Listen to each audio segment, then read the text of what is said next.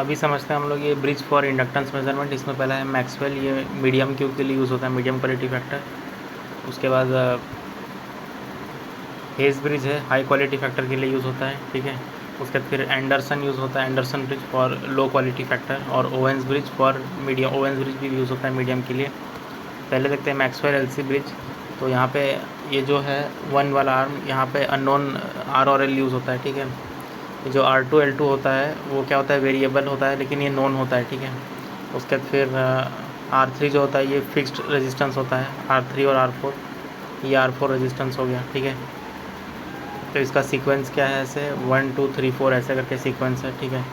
Z1 is equal to, Z1 जो है वो ये हो गया R1 प्लस j⍵L, फिर Z2 जो हो गया R2 प्लस j⍵L2 हो गया, Z3 R3 है और Z4 R4 है, ठीक है। तो ये कंडीशन है ब्रिज बैलेंस करने का। तो जो मैक्सवेल इंडक्टेंस ब्रिज है उसमें क्या है कि RL यहाँ पर है और यहाँ दोनों जगह पे R है, ठीक है।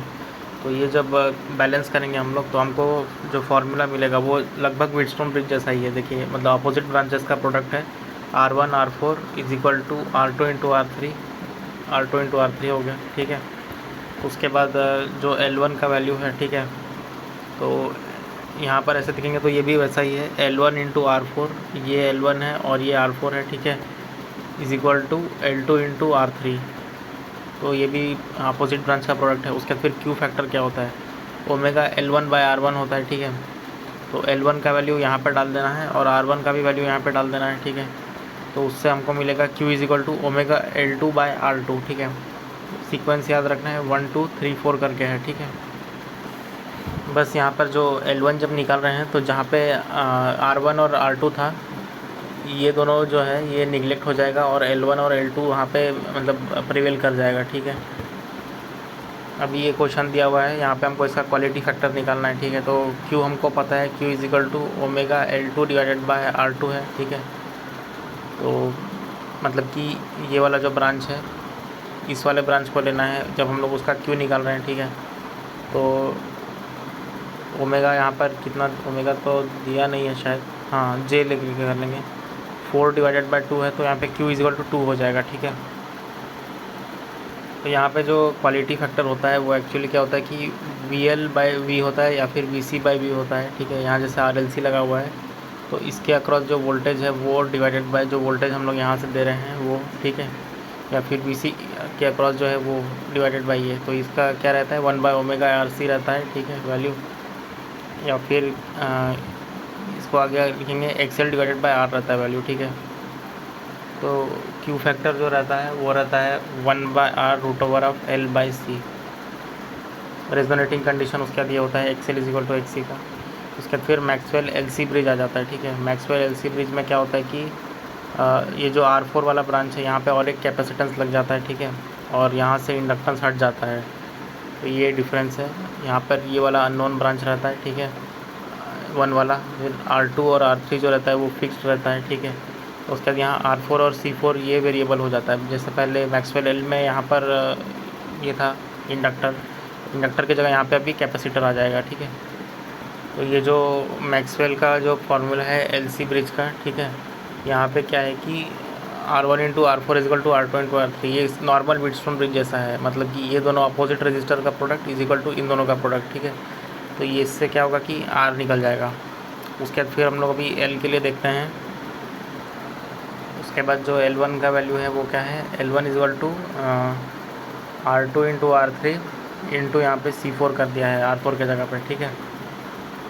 तो एक्चुअली जो सॉल्व किया है वो ऐसे क्या है, Z1 Z4 equal to Z2 Z3 करके, Z1 की जगह वो R1 प्लस j⍵L लिख दिया है, ठीक है। Z4 यहाँ पे क्या है, इन दोनों का पैरेलल था तो R4 divided by 1 plus j⍵, C4 R4 लिखा है और इन दोनों का प्रोडक्ट R2 R3 का प्रोडक्ट लिख दिया है यहाँ पे, ठीक है। उसके बाद फिर ये इसको जब रिज़ॉल्व करेंगे, इसको एक्चुअली इधर भेज दिया है, ठीक है। तो रियल पार्ट तो कॉमन हो जाएगा और L1 R4 is equal to R2 R3 C4 R4 हो जाएगा, ठीक है। तो L1 का वैल्यू निकलेगा R2 R3 C4, ठीक है। फिर Q फैक्टर हमको पता है ओमेगा L1 बाय R1 होता है, ठीक है। तो L1 हम लोग यहाँ से लिख देंगे R2 R3 C4 और R1 भी हम यहाँ से सब्सटीट्यूट कर देंगे। तो Q फैक्टर इसका होगा ओमेगा R4C4, ओमेगा R4C4 इसका क्यू फैक्टर हो जाएगा। जैसे कि मैक्सवेल इंडक्टेंस ब्रिज में था ओमेगा L2/R2, ठीक है, वैसे ही वहाँ पे क्या है ओमेगा R4C4 है, मतलब जो वेरिएबल ब्रांच है उसका वो ये लेके निकाल दिया है, ठीक है। अभी देखते हैं हम लोग हेज़ ब्रिज। तो हेज़ ब्रिज में क्या है L1R1 है, ठीक है, उसके फिर R4C4 यहाँ सीरीज़ में आ गया, R2R3 भी ऐसे आ जाएगा, ठीक है। तो इसको भी जब बैलेंस करेंगे, ठीक है, तो हमको ये वाला देखते हैं अभी इसको, जो Z4 है उसको ऐसे सॉल्व किया है यहाँ पे, ठीक है। तो J omega R4C4 plus 1 divided by J omega C4 है, उसको यहाँ पर लिख दिया है, ठीक है। और R2R3 तो अपोजिट ब्रांच का ये था, R1 प्लस जे ओमेगा यहाँ से ले लिया है, ठीक है। तो ऐसे जब सॉल्व करेंगे यहाँ पे क्या है कि ओमेगा स्क्वायर हो जाएगा, तो वो रियल पार्ट बन जाएगा, ठीक है। तो R का वैल्यू क्या रहेगा, R1 का वैल्यू ओमेगा स्क्वायर L1R4C4, ठीक है। ओमेगा स्क्वायर L1R4 और C4 हो जाएगा, इसका प्रोडक्ट हो जाएगा, पर यहाँ ओमेगा स्क्वायर रहेगा, ठीक है। ये हो गया R1 का वैल्यू। उसके बाद फिर जो L1 का वैल्यू निकलेगा वो यहाँ पे निकलेगा, L1 का जो वैल्यू रहेगा वो होगा R2R3C4 हो जाएगा, ठीक है। R1 का और एक वैल्यू निकलेगा ये वाला, ठीक है। तो उसको जब सॉल्व करेंगे further, omega square R2R3 into C4 का होल स्क्वायर, और क्यू फैक्टर क्या होगा 1/ओमेगा R4C4, मतलब कि जो ये वेरिएबल ब्रांच है उसका 1/ओमेगा R4C4 ले लिया है, ठीक है।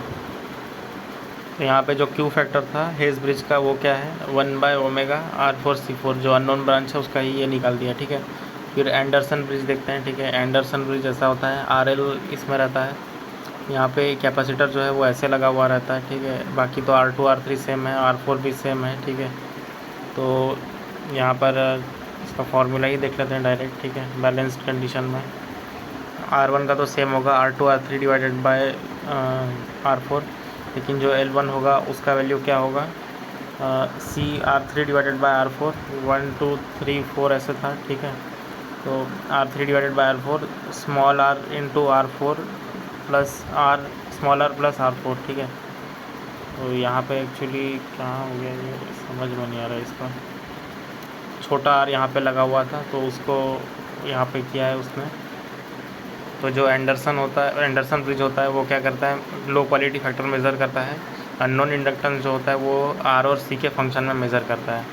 तो उसके बाद आता है ओवेंस ब्रिज, ठीक है। तो बैलेंस कंडीशन में पहले इसका सर्किट देखते हैं। इसमें R2C2 लगा हुआ रहता है, ठीक है, और यहाँ पे C4 लगा रहता है फोर्थ पे, और यहाँ पर R3 रहता है। तो ये एक्चुअली दोनों साइड बैलेंस करके इसको सॉल्व किया है। इसका R1 जे ओमेगा ले लिया है, इसका वाला 1/जे ओमेगा C4 लिया है, ठीक है। और बाकी इसका R2 प्लस जे ओमेगा 1/जे ओमेगा C2 करके लिया है, ठीक है। तो सॉल्व करने से रियल पार्ट को कंपेयर किया है यहाँ पे, ठीक है। R1C4 और ये क्या बोलते हैं इसको R3 डिवाइडेड बाई C2 को ये कंपेयर किया है, ठीक है। तो R1 into C2 is equal to C4 into R3 ऐसे करके है ओवेंस ब्रिज में। और जो यहाँ पे L का वैल्यू है, L का वैल्यू क्या है इंडक्टेंस का R2 into R3 divide into C4, इन तीनों का प्रोडक्ट ले लिया है L में, ठीक है। तो उसके बाद यहाँ देखते हैं हम लोग एक कैपेसिटेंस मेजरमेंट, ठीक है। पहला है De Sauty bridge. De Sauty bridge जो होता है वो किस लिए यूज़ होता है, लॉसलेस कैपेसिटेंस को मेज़र करता है।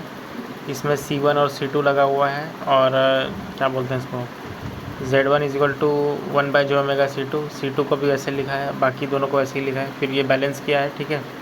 तो C1 का जो वैल्यू है वो क्या है, C1 अननोन था, R4 divided by R2 R3 मतलब कि इंटू C2। तो ये भी एक प्रकार से व्हीटस्टोन ब्रिज जैसा ही फॉर्मूला होगा इसका अननोन निकालने का, ठीक है। जहाँ जहाँ Z1 था और जहाँ जहाँ Z2 था वहाँ पे वो लिख दिया है और फिर सॉल्व किया है। उसके फिर मॉडिफाइड डी शॉर्टी ब्रिज, इसमें क्या है कि छोटा R लगा हुआ है, यहाँ पर भी R लगा है। उसके बाद फिर यहाँ पर भी स्मॉल r और कैपिटल R एक लगा दिया है, ठीक है। तो यहाँ पे इसको जब हम लोग देखेंगे, ठीक है, तो जो R1 का वैल्यू रहेगा, ये वाले R1 का वैल्यू वो क्या रहेगा R3/R4 bracket R2 plus small r2, ये R3/R4 bracket R2 plus small r2, ठीक है, माइनस स्मॉल r1, ठीक है।